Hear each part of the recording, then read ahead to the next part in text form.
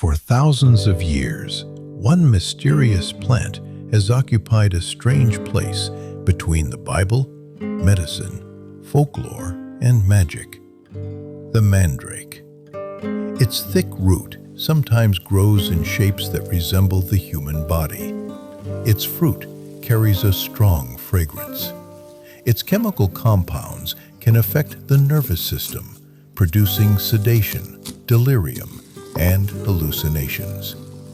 And over the centuries, legends claimed that the plant could increase fertility, inspire love, reveal secrets, protect its owner, and even scream when torn from the earth. But the mandrake is not merely a creature of folklore.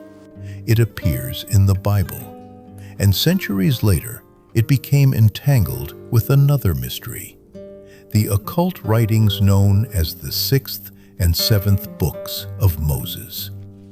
These books claimed to reveal secret knowledge supposedly hidden beyond the 5 biblical books associated with Moses.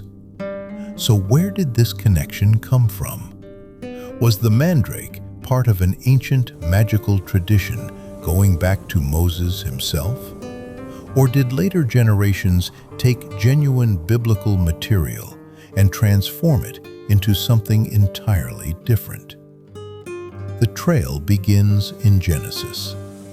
In Genesis chapter 30, Jacob's household is divided by jealousy, rivalry, and desperation. Jacob loves Rachel, but Rachel cannot have children. Her sister Leah, although less loved by Jacob, has already given birth to several sons. Then Leah's son Reuben goes into the fields during the wheat harvest and finds mandrakes. When Rachel hears about them, she immediately asks Leah for some. Why? In the ancient world, the mandrake was associated with fertility, sexuality, and conception.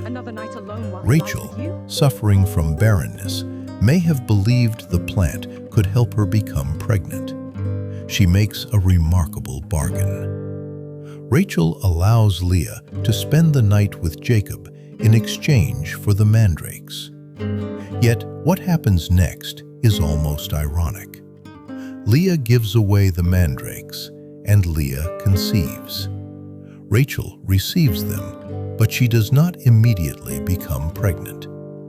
Later, Genesis says that God remembered Rachel, opened her womb, and she gave birth to Joseph. That detail is crucial. The mandrake is present. The belief surrounding it is present. Rachel clearly values it. But the Bible never says the plant caused conception.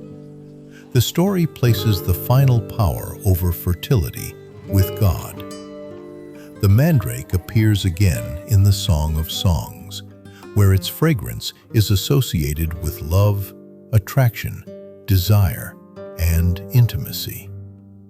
From these few biblical appearances, an extraordinary reputation would grow. The plant already had everything needed to inspire superstition. Its root could resemble the human form. Its fruit had a strong smell. Its natural compounds could produce dramatic physical and mental effects. To people living long before modern pharmacology, a plant capable of causing deep sleep, confusion, hallucination, or even death could easily seem supernatural. Over time, the stories became more elaborate. The mandrake was said to contain mysterious life force. It was believed to attract love, promote fertility, reveal hidden treasure, protect a household, or bring good fortune. Then came its most famous legend. The mandrake, people said, screamed when pulled from the ground. According to some stories, anyone who heard the scream would die. Elaborate harvesting rituals developed in which animals were supposedly used to pull the plant from the earth, so that the person collecting it would escape the curse. None of this appears in the Bible. These ideas developed later through folklore, medicine, and magical tradition. But because the mandrake was genuinely mentioned in Scripture, later generations could give those legends a biblical appearance. And this is where the story begins to move toward Moses. The Bible traditionally associates Moses with the first 5 books of Scripture: Genesis, Exodus, Leviticus, Numbers, and Deuteronomy. Together, these books are known as the Torah, or the Pentateuch. There is no recognized biblical 6th or 7th book of Moses. Yet centuries later, occult literature appeared claiming that such books existed. The most famous became known as the 6th and 7th books of Moses. The title itself was powerful. If ordinary believers knew 5 books of Moses, perhaps there were 2 more. Perhaps Moses had received secret knowledge that had never been made public. Perhaps the laws recorded in the Torah were only part of what he received on Mount Sinai. And perhaps, hidden somewhere outside the Bible, there existed instructions explaining the supernatural power behind the miracles of Exodus. That idea was irresistible. The biblical Moses performs extraordinary signs. His staff becomes a serpent. The Nile turns to blood. Plagues strike Egypt. The sea opens. Water comes from rock. Moses confronts Pharaoh's magicians and survives every challenge. But the biblical text does not present Moses as a magician who controls supernatural forces through secret formulas. The actual work known today as the 6th and 7th books of Moses appeared many centuries after the biblical period. It belongs to the European grimoire tradition, a world of magical seals, sacred names, invocations, talismans, angelic names, spirit commands, and ritual instructions. Different editions circulated, especially in Europe and later in the Americas and other parts of the world. The book claimed ancient origins, but there is no historical evidence that Moses wrote it. Its contents reflect later religious and magical traditions, combining Christian elements, Hebrew names, angelic symbolism, occult diagrams, folk beliefs, and ceremonial magic. It is not a lost continuation of Deuteronomy, but its title created the illusion that it might be. And once Moses had been transformed in occult tradition, from prophet into keeper of secret supernatural knowledge, almost any mysterious biblical object, herb, or symbol could be absorbed into that same world, including the mandrake. The mandrake is never shown in the Bible as a plant used by Moses. Its famous biblical appearance takes place generations before Moses is born, in the story of Jacob, Rachel, Leah, and Reuben. The connection is therefore indirect. The mandrake appears in Genesis, one of the books traditionally associated with Moses. Later, the plant develops a reputation for fertility, love, altered consciousness, protection, and magical power. At the same time, Moses develops a reputation in later occult literature as the possessor of secret divine knowledge. Eventually, those 2 traditions begin to overlap. The mandrake becomes the mysterious, magical plant of the Bible. Moses becomes the mysterious master of biblical secrets. And later magical traditions bring them into the same universe. This does not mean that the 6th and 7th books of Moses originally revolved around the mandrake. In fact, The grimoire is far more closely associated with seals, sacred names, invocations, and supernatural protection. The connection is deeper and more symbolic.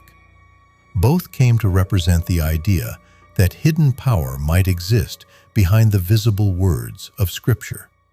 One of the most important features of the 6th and 7th books of Moses is the use of sacred names. Names associated with God, angels, and spiritual beings appear throughout magical traditions. Some practitioners believed certain names could provide protection. Others believed the correct names could summon spiritual beings or force invisible powers to obey. Here, the contrast with the Bible becomes striking. In Exodus, God reveals his name to Moses as part of a covenant and a mission. Moses does not receive the divine name so that he can control God. He receives it because he is being sent by God. Likewise, Rachel does not receive the Mandrake as a guaranteed magical formula for pregnancy. The plant never becomes sovereign. This difference is fundamental. The biblical world emphasizes dependence on God. The magical world often emphasizes technique. If the correct word is spoken, the correct seal drawn, the correct plant gathered, or the correct ritual performed, perhaps reality itself can be controlled.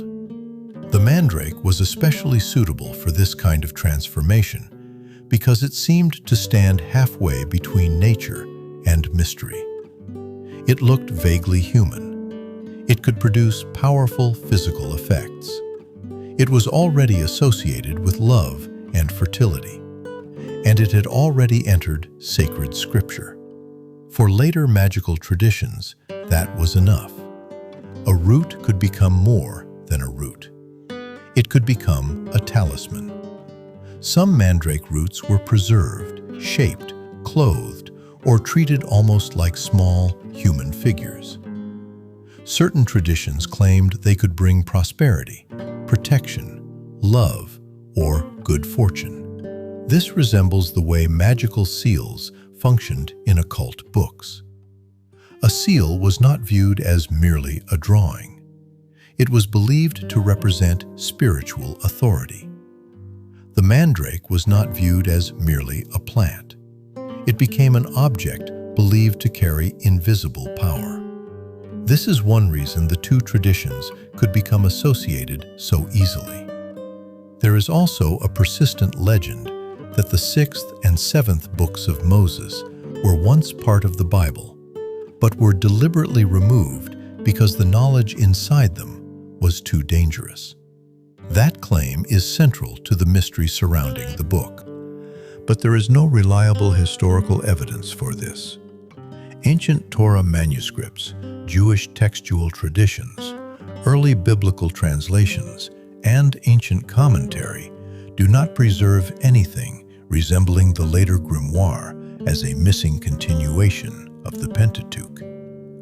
What does exist are later writings attributed to Moses, and that is important.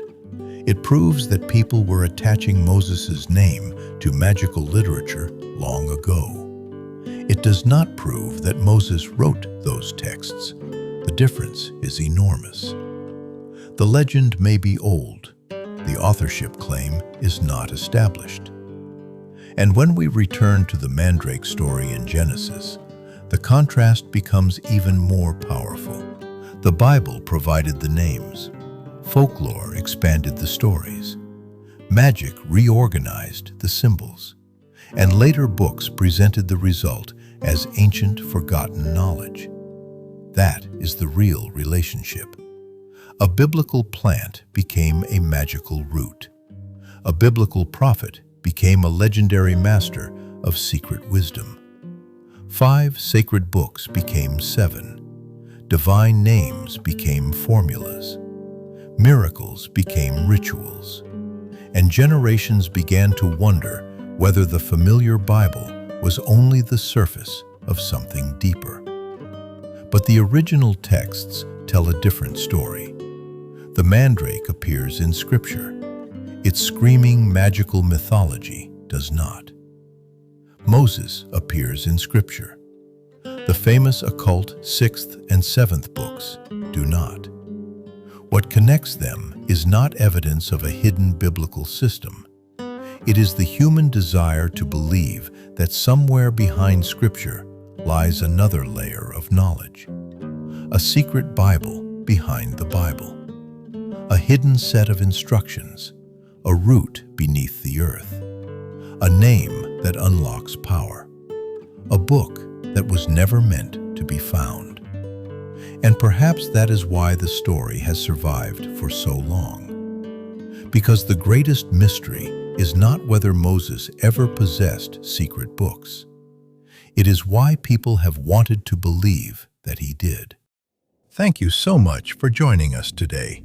Please subscribe, like, comment, and share this video with your family and friends. Remain blessed, and we'll see you next time.